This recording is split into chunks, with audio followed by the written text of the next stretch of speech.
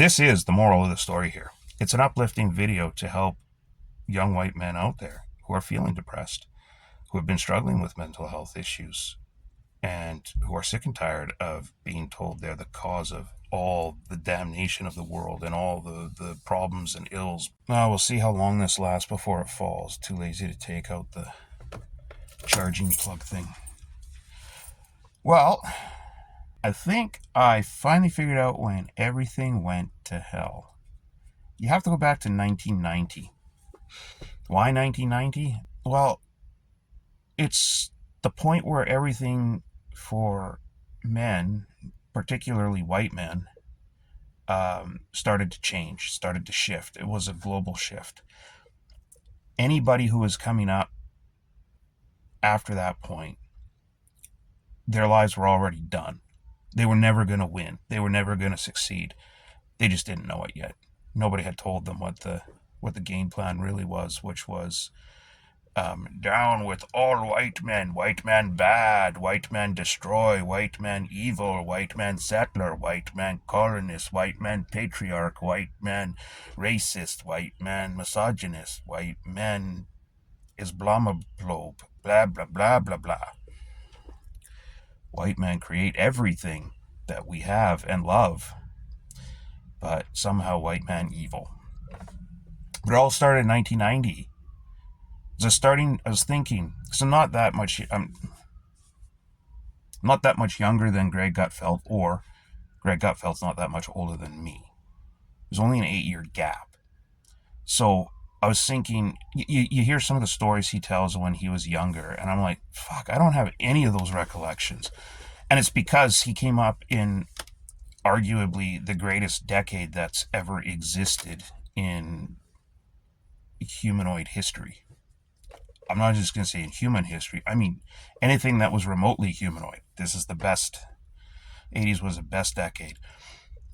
I was old enough to be kind of on the outside, face pressed up against the window, looking in. I was old enough to understand and know everything that was going on and the fun that people were having and what was happening, and realizing that I was never going to be a part of it, because you could see the decline coming later, that the 80s just couldn't last. It was too balls to the wall, and people were burning out. So I could see it, but I couldn't touch it. I couldn't feel it. I couldn't experience it directly. So I know exactly what I missed, and it sucks. But you hear people like Greg Gutfeld talk about the old days when he was coming up. And so, he did his whole discovery as a young man, came into his own completely during the 1980s. And it was such a different time for anybody to be coming up in the 80s. Partying all the time. Cocaine was just considered part of doing business. It didn't matter. It wasn't really thought of as a drug that you got addicted to and it ruined your life. Not yet. Not in the 80s. Toward the end, yeah, it started to, because people figured out how to make it more and more potent. And, you get derivatives like crack cocaine that came along and just ruined everybody's lives, ruined entire neighborhoods, entire families, entire neighborhoods. But prior to that, before all of that, it was just a great time. My brother-in-law, ex-brother-in-law, removed? I don't know how you tell it. They say that like once removed. I don't know what that means. But anyway, one of my sister's ex-husbands. That's not going to narrow it down when I say one of them was a cokehead. Yeah, one of my sister's ex-husbands was a fucking cokehead. Oh, which one, Ken? Yeah, good question. Okay, how about this? One was a cokehead and a dealer. The other one was just a cokehead and a businessman, which is why he was a cokehead. You have to outperform your sales targets. You have to outperform your peers, right? To get the big bucks. But it was just the way it was in the 80s. Nobody batted an eye. it was a thing. You want to do a bump, whatever. One of my brother-in-laws was famous for when he would have a client come to the house for a sample. He would have his little mirror, and he would chop up a little happy face, a little smiley face, and he would always hand it to him. He goes, "Take the smile off, my man. There, take a smile off." That was, I don't know why. Things you remember from when you were a kid. I told you, I was right there, nose pressed up against the glass. I saw it all. I just couldn't participate in it. I was just too young. But yeah, like, just missed all of this. And like I say, you hear about all these raucous stories that they have. When Greg Gutfeld was on Jimmy Fallon a couple of months ago, when they're talking about these stories, and they used to hang out when they were all kind of in the same thing, when Gutfeld was a magazine publisher or editor or whatever, and Jimmy Fallon was doing comedy and then SNL and all of that, and how these groups used to go from club to club to club every weekend. Everyone kind of knew each other. They all partied, they all drank, they all got high. It was just a wild time. Everybody had sex with everybody. Everybody snorted everything, and everybody had fun, and there was no worries. And white men ruled the roost, man. But it was coming to an end. It was the final dying days of the great white man legacy. And I say that because when I graduated high school, they started rolling out. It had just started, like, within a few years of when I was graduating high school. They started really pushing, like, bursaries and scholarships. Companies were starting to divide them up, so it wasn't just a pool of money that everybody was eligible to apply for. Now they were categorizing it based on, visual characteristics and gender or sex. So, there were bursaries that were out of touch that you couldn't apply for if you were a boy. They were for girls only. Maybe that's fair. I don't know. I don't think so. I'm just 100% meritocracy based. When I went to high school, there were a lot of very intelligent girls I went to high school with, very smart, like honor roll and what is it, principal's roll, right? And went on to do very good things. So I don't see why they would need an extra help. They were just as competitive as any of the boys were, probably more so, on their own. It's kind of demeaning. I've always thought it's kind of demeaning because it takes away of what their real accomplishments were and are. But what, they didn't just stop at that, right? There were bursaries for that and scholarships that only natives could apply for, which, I mean, they sat unused forever. My friend, the little Indian, he was from the Nazgo band, and I'm pretty sure when he graduated, that was the first time someone from that band had graduated since, like, the 1970s or something. But he went on to do really good things too. Again, he was like a baseball all-star too, but other things stood in his way. But you could start to see it then. I just didn't put the pieces together. But there's all kinds of this kind of garbage, right? Where you boil it down, and the only pots that are left for someone like me, who is just, some Joe average white kid, white boy. So I've got this one, group of bursaries and scholarships, a very small pot that I can apply to, that everyone else can apply to. If you're a colored person, you can apply to the same ones I do. If you're a girl, you can apply to the same ones I do. Yet they all have that plus their own. And I started thinking, well, that's not really cool. And not too long after that, the Chrétien government decided, you know what, we're going to go all in. I think it was 92 or 93 when they decided, the Liberal Party of Canada decided that, hey, you know what, we're going to go all in and shut out white males completely. Now that we are white males and we're in the highest positions in the country politically, we're going to pull the ladder up from underneath of us and make sure that no other white male can advance unless we approve it. And that's what they did. So they put a hiring freeze on white males, English only speaking white males across the country for all federal positions. It didn't matter. RCMP, the CAF, CAF, all bureaucratic positions like Service Canada, whatever it was called back then, all those positions you could not even apply if you were a white English only speaking white male. Even though a lot of the postings out west here don't even require the applicant to be bilingual, like in Alberta and British Columbia, a lot of the like clerk jobs, office jobs, that kind of thing, they don't require you to be bilingual out here. It's a nice to have, but still didn't matter. And this ran for years.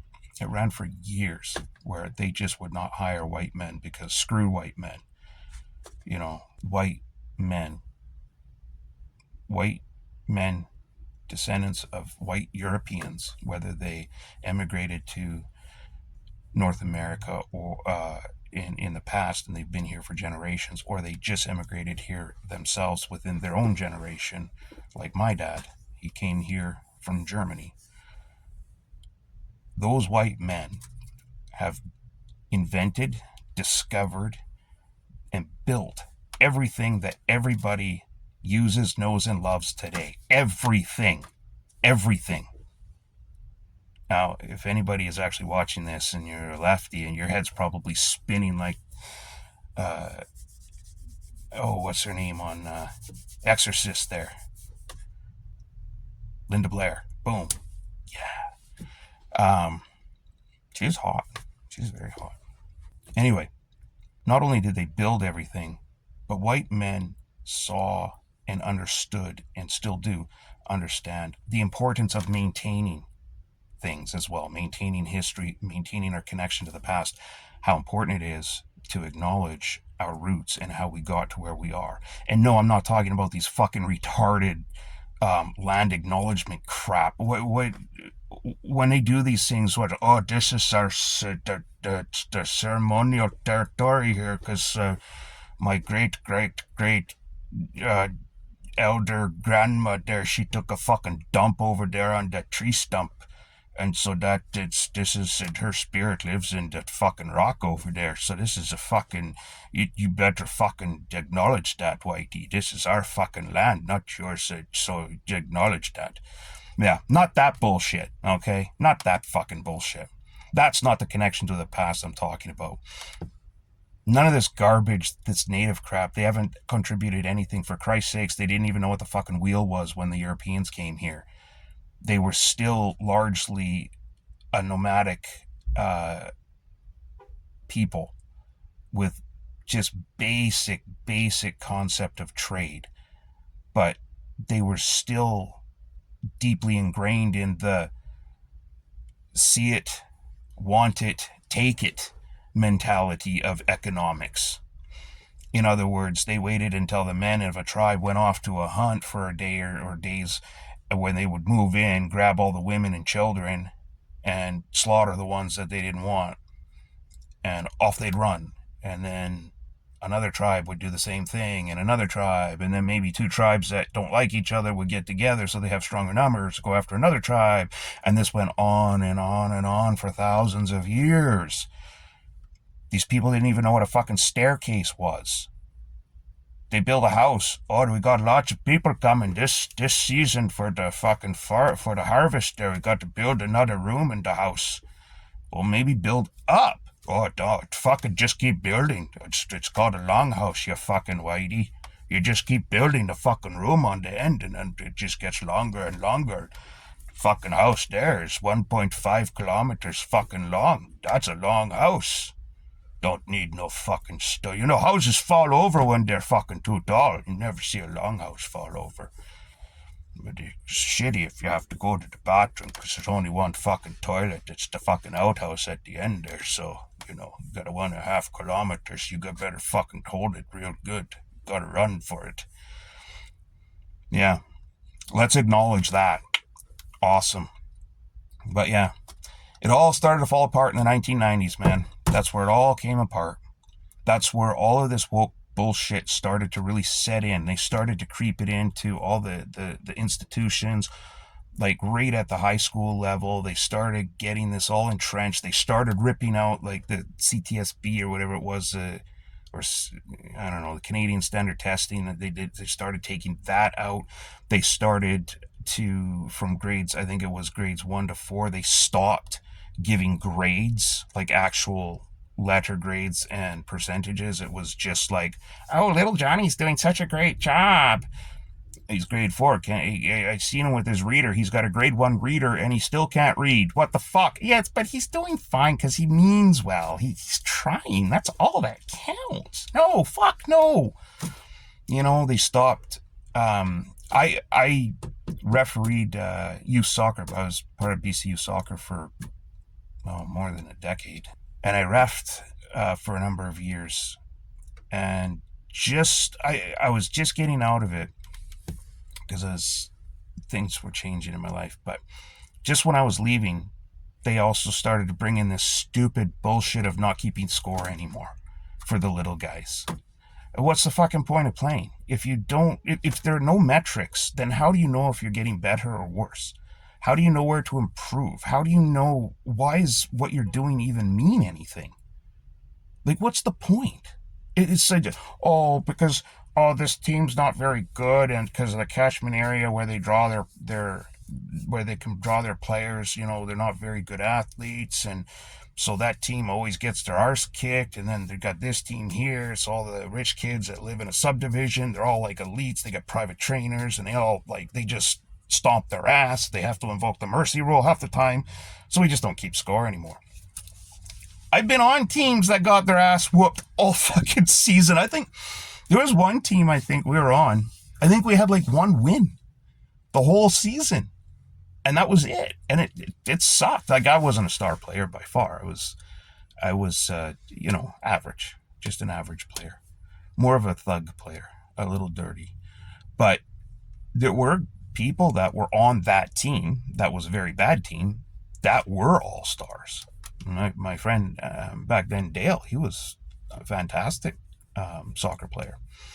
So, yeah, I mean, that just is the roll of the dice. That's how the teams got divvied up, and we just ended up to get loaded up with mostly players like me. And so when you get a team full of people like me, it's going to suck. But that doesn't matter. So you get your ass kicked. Then you take on a different path, and you try to figure out how you can win without being so clean. If you don't have the skill, you beat them with thuggery. I mean, for years, that was an alternate way, a legitimately alternative way to get into the NHL. If you didn't have the skill, like the Mario Lemieux, Sidney Crosby, Connor McDavid type skill, then you were a Ty Domi type. That's just the way it is. Jesus, was it Doug Gassoff, I think? Doug or Bob Gassoff? Only person from Quesnel, where I grew up, to ever make it to the NHL. St. Louis, maybe? Or Buffalo. Can't remember. But why? Because he was a fucking enforcer. The guy was a heavy-handed thug. Like, he could throw down with the best of them. Was he, like Gretzky? No. But he could fucking protect someone like Gretzky. And that's what got him in. But still, do you think someone like that grew up on a team that was always winning? Of course not. He grew up on a team that probably lost a lot too. And still, he ended up a professional hockey player, which not many people can say they do. So when you take scoring out of the game, you have nothing to strive for. You don't get to see a different angle of the world. Like, oh, this is what it feels like to get pummeled constantly. Okay, I better work harder, or I better work differently. And then you can transfer those skills elsewhere in life later on. Oh yeah, I remember when I was on that team once and we got our asses kicked constantly, and no matter how hard I tried to improve my skill set, It didn't make a difference. So then I tried a different approach. I tried to start watching where the ref was looking and see if I could get a cheap shot in here and there. And it worked, right? Did we win any more games? No, but my game personally improved, which made my stock go up, which gave me, more confidence, made me look forward to going to the field. I didn't care if we were going to win or lose now. So, see, keeping score, it builds character. Just, not keeping score doesn't. It it retards character development, right? So, because you don't ever feel like you have to try, and you don't ever feel like you have to experiment. Like, okay, well, if this isn't working, I'll try this. Why bother? We're not keeping score. Why should I study harder? I don't get grades. Who cares? Teacher just writes a smiley, happy face on a piece of paper and sends it home with me. And my mom signs it. Or my other mom signs it. Whatever. Who cares? But yeah, it all started. They started trickling it in at the end of the 1980s. And by 1990, it was in full swing. So if you were a young man, a young white man, and you weren't fully established or fairly established by 1990, and I mean, I don't just mean like, oh, you just got into the industry, whatever it may be, in 1990. I mean, you've already been in the industry, your name's been around, you've been there for at least 4 or 5 years, or, at the very minimum, 3 or 4 years. If that's not you by 1990, then you're finished. And everybody after you, if you're a white male, anybody that didn't have themselves set up and established by 1990 who was a white male, you never had a chance, buddy. You never had a fucking chance. The game was going to be geared and rigged against you your entire fucking life, and there was nothing you could ever do about it. And I think that's what drives and has driven a lot of white men into depression, into suicide. And look at the statistics. The statistics of young white men taking their own lives, it's through the roof. You want to talk about disproportionately represented? Well, that's a gross disproportionate representation, is the number of white men, young men, who suffer from mental health issues to the point where they feel they have no other recourse than to take their own lives. And that's a shame. And that should be addressed. You talk to me about a bunch of fucking savages in prison. In Canada, it's much like the US, where the black or blick, or however you say it down there, population is always overrepresented in the prison system. Well, when you've got something like 5% of the population committing 90% of the crimes, then yeah, it's going to look like there are more black people in prison than white people or Spanish people or Asian people, right? So in Canada, it's the same thing, except replace black people with savage. So the natives, it's the same thing here. So in Canada, we actually do have a legal multi-tier system when it comes to Canadian criminal code. Natives are sentenced completely differently than everybody else. They get to consider generational trauma, whatever the fuck that is. Like if your great-great-grandfather or something got his dick caught in a wood chipper, and so you feel that pain or something, I don't fucking know.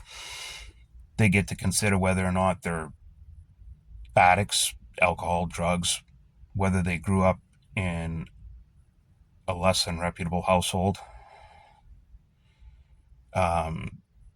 whether they have, get this, whether they're predisposed to violence, but only because of Whitey.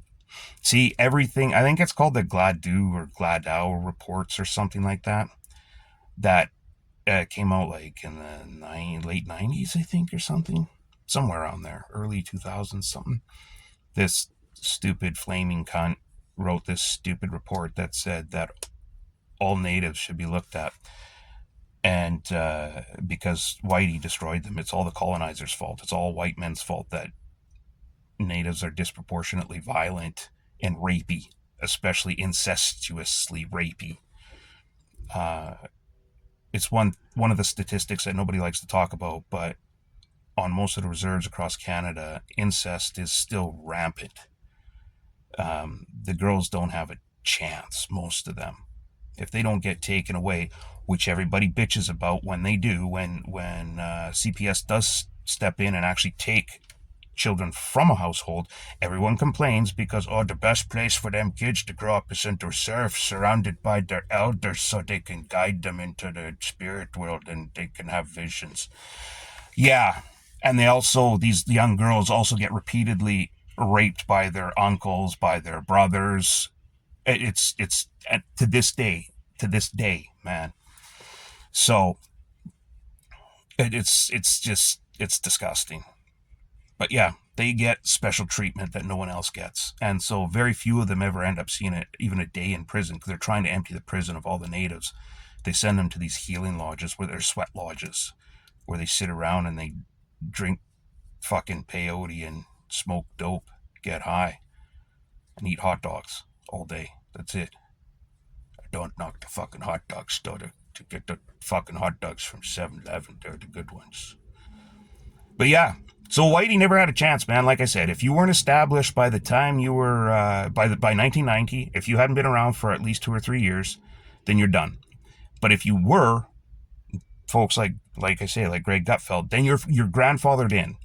So you're not entirely immune, but you're as close to as immune as you can get at that stage, right? So as long as you were somewhat entrenched, somewhat built in, somewhat known by 1990, then you were okay.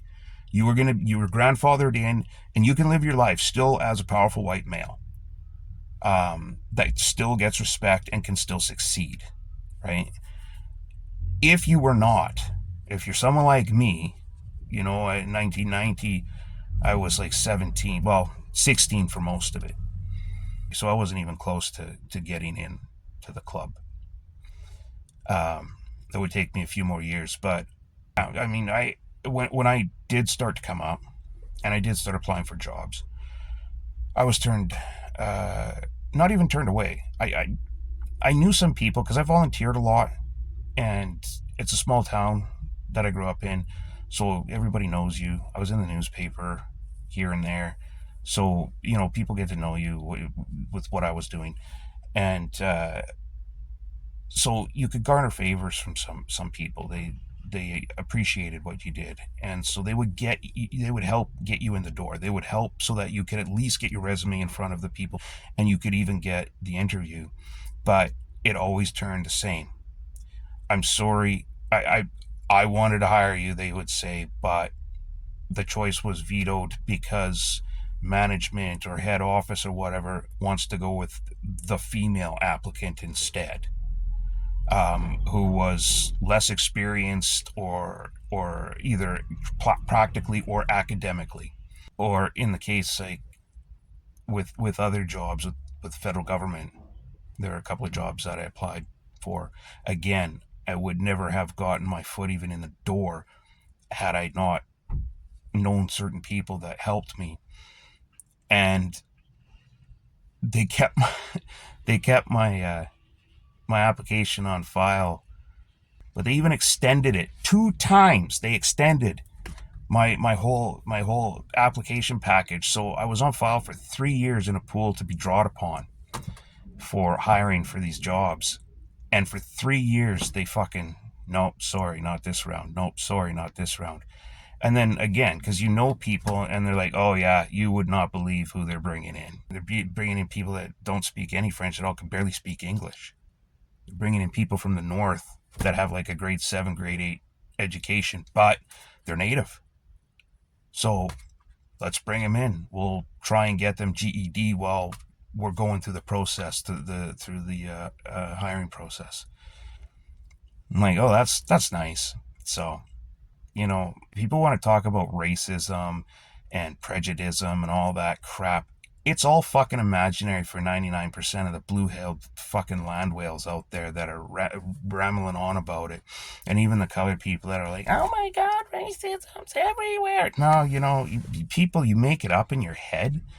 I guarantee you, not one fucking white person, not one male that's walking the streets ever thinking anything about you people, but you people are always thinking about us. We're always front and center in your mind. So think about that next time you scream racism. But this is real racism, right? So did I cry and did I bitch and moan? No, of course. I just went down a different path. Why? Because, well, I've been on a team that lost a lot before when we kept score. And so I learned how to play a little bit differently, and I did the same thing here. So rather than rely on anything like that, I thought, well, you know what? I'll build myself up so that my skill set is so invaluable that it doesn't matter what fucking hiring criteria they bring in. There's no way they couldn't hire me. And so that's what I did.